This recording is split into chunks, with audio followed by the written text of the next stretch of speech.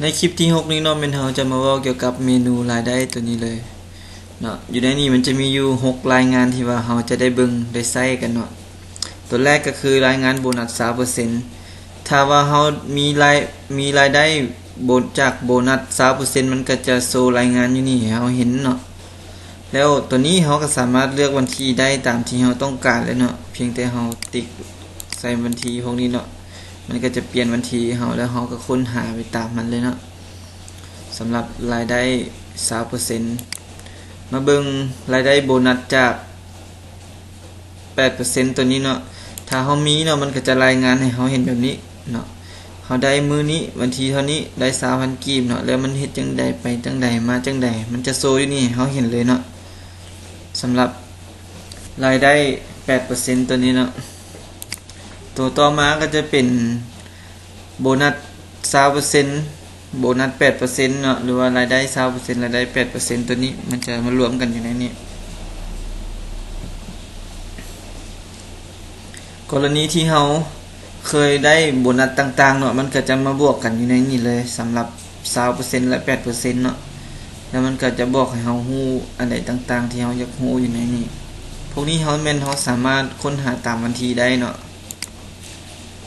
ไปเบิ่งตัวต่อไปกันเลยตัวนี้แม่นโบนัส 0.3% เนาะโบนัส 0.3% นี่เฮาคลิกมามันก็จะรายงานให้เฮาเห็นเลยเนาะว่าแต่ละเดือนเนาะแม่นเฮาได้แบบใดได้ซ้ำใดได้เท่าใดมันก็จะโชว์ที่นี่สำหรับโบนัส 0.3%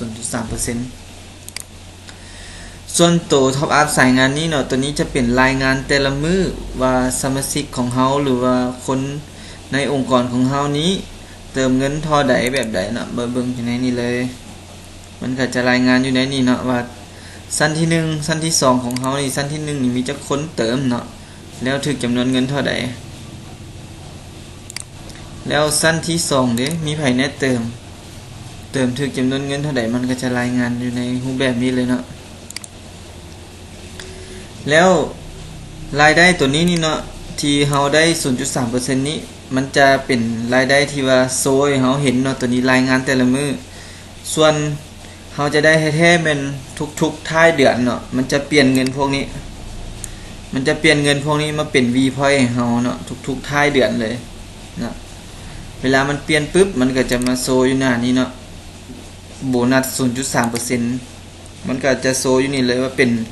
2017เดือน6เนาะวันที่1มันจะโซเงินขึ้นมาให้เฮาอีกสำหรับการท็อปอัพในสายงานตัวนี้บ่ต้องแปลกใจเลยเนาะว่าเป็นหยังรายได้เฮามีอยู่นี่แต่มันคือบ่ขึ้นอยู่นี่เพราะว่าตัวนี้มันจะคำนวณครบรอบ1เดือนเนาะมันจะคำนวณให้เฮามาอยู่ในนี้จะเปลี่ยนเงินตัวนี้มาเป็นอยู่ใน V point ให้เฮาทันทีเลยสำหรับตัวนี้เนาะจะเป็นโบนัส 2-7% เนาะตัวนี้มันก็จะรายงานเลยเนาะว่าถ้าว่าเฮาอยู่ในสถานะตัวใดเนาะตัวนี้อยู่ในสถานะที่ว่าเติมแล้วได้แต่ 2% มันก็จะรายงานอยู่แบบนี้เลย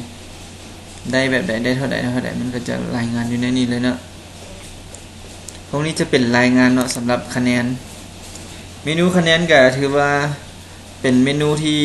ใช้รายงานเงินเข้าเงินออกโบนัสต่างๆที่เฮาได้จากระบบเนาะมันจะรายงานอยู่ในนี้เบิดเลยทุกท่านก็สามารถคลิกเข้าไปอ่านเบิ่งได้เนาะเพื่อที่จะเข้าใจเติมอีกสำหรับเมนูรายได้ตัวนี้ก็ถือว่าสิ้นสุดลงเพียงแต่เท่านี้เนาะ